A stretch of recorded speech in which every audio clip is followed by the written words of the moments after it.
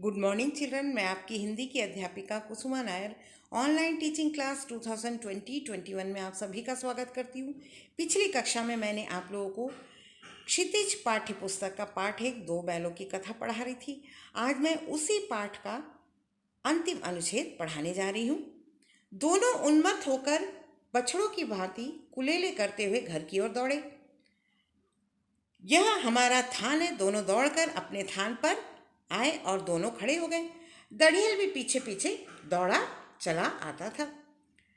अब जो है दोनों यानी हीरा और मोती जो है कुलेले करते हुए बछड़ों की भांति जो है अपने घर की ओर दौड़े। वो अब उस दड़ियल के साथ जा रहे थे। दड़ियल उनको नीलामी में खरीद कर ले जा रहा था। तो जिस रास्ते दड़ियल उनको लेकर जा रहा था वह रास्ता जो है इनका जाना पहचाना था। अब वो धीरे धीरे पहचान जाते अपने मालिक झूरी का घर। दोनों उन्मत्त होकर जो है कुलेले करते हुए अपने मालिक झूरी के घर की ओर दौड़ पड़ते हैं और वो देखते हैं कि हमारा थान वहाँ पर है। दोनों जाकर अपने थान की ओर दौड़कर खड़े हो जाते हैं वहाँ पर। दड़ियल भी पीछे दौड़ता दौड़ता चला आता है। झूरी द्वार पर बैठा धूप खा रहा था। बैलों को देखते ही दौड़ा और उन्हें बारी बारी से गले लगाने लगा। मित्रों की आंखों से आनंद के आंसू बहने लगे। एक झूरी का हाथ चाट रहा था। अब झूरी जो इनका मालिक था वो अपने घर के दरवाजे पर बैठा धूप सेक रहा था। बैलों को देखते ही वह दौड़कर चला आता है उनके पास और बारी बारी दोनों को गले लगाता है और दोनों मित्रों के आंखों से जो है खुशी के आंसू बहने लगते हैं। और एक जो है झूरी का हाथ भी चाट रहा था। दोनों बैलों में से एक झूरी का हाथ चाट रहा था। दड़ियल ने जाकर बैलों की रस्सियां पकड़ ली। झूरी ने कहा, मेरे बैल हैं। तुम्हारे बैल कैसे? मैं मवेशी खाने से नीलाम लिए आता हूँ। वो दड़ियल कहता है, तुम्हारे बैल कैसे हो गए? ये तो मैं कांजी हाउस से इनको नीलामी में खरीद कर ले आ रहा हूँ। मैं तो समझा हूँ चुराए लिए आते हो। चुपके से चले जाओ, मेरे बैल हैं। मैं बेचूंगा तो बिकेंगे। किसी को मेरे बैल नीलाम करने का क्या अख्तियार है? झूरी उनसे कहता है, मैं तो समझा तुम चुरा कर ले आ रहे हो। चुपके से यहाँ से चले जाओ, ये दोनों मेरे बैल हैं। मैं अगर बेचूंगा तभी तो ये बिकेंगे। किसी को भी मेरे बैल नीलाम में बेचने का अधिकार नहीं है। अख्तियार मतलब अधिकार नहीं है। जाकर थाने में रपट कर दूंगा। ऐसा कौन कहता है? दड़ियल कहता है, मैं रिपोर्ट लिखा दूंगा थाने में जाकर। मेरे बैल है, इसका सबूत यह है कि ये मेरे द्वार पर खड़े हैं।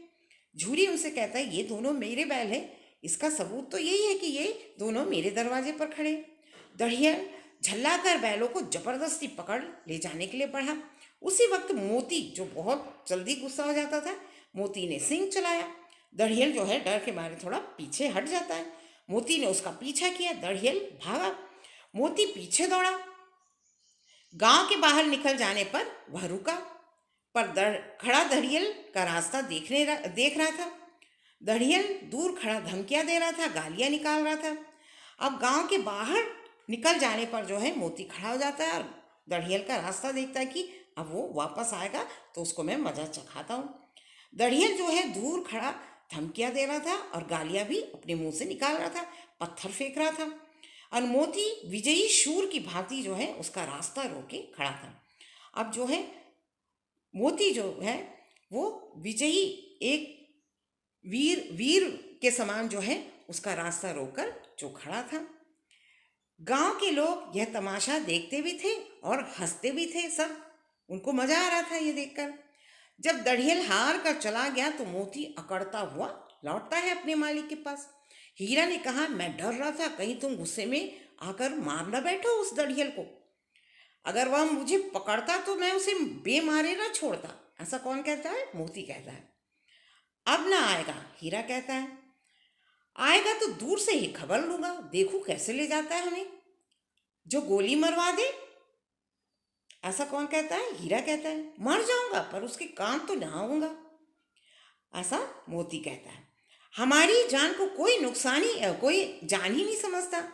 हीरा कहता है उसे, हमारी जान को तो कोई जान ही नहीं समझता। तो मोती कहता है फिर, इसलिए कि हम बहुत सीधे हैं। जरा देर में नादों में खली, भूसा, चोकर और धाना